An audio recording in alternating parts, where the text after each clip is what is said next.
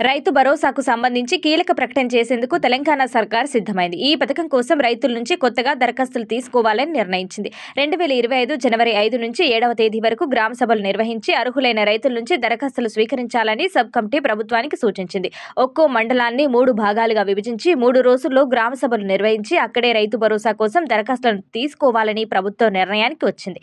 అయితే ఇన్ని ఎకరాల వరకు మాత్రమే రైతు భరోసా నిధులు ఇస్తామనే కండిషన్ లేకుండా సాగు చేసే ప్రతి ఒక్కరికి పెట్టుబడి సాయం అందించాలని సబ్ కమిటీ ప్రభుత్వానికి సూచించింది.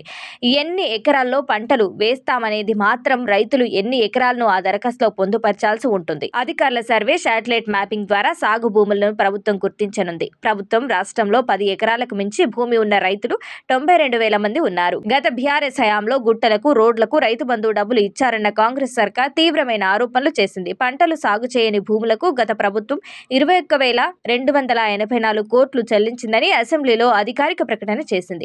ఈ క్రమంలోనే రైతు భరోసా స్కీమ్కు మార్గదర్శకాలు కొత్తగా రూపొందించాలని నిర్ణయిస్తూ డిప్యూటీ సీఎం బట్టి విక్రమార్క ఆధ్వర్యంలో సబ్ కమిటీని ఏర్పాటు చేసింది.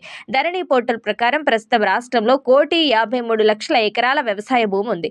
వానాకాలం సీజన్లో 1,30,00,000 ఎకరాల్లో రైతులు పంటలు సాగు చేస్తున్నారు. మిగతా 20,00,000 ఎకరాల్లో పంటలు సాగు చేయటం లేదు. అంటే ఈ 20,00,000 ఎకరాల్లో కొండలు, గుట్టలు, రాళ్లు, రప్పలు, స్థిరాస్తి వెంచర్ల జాబితాల్లో ఉన్నట్లు ప్రభుత్వం తెలిసింది.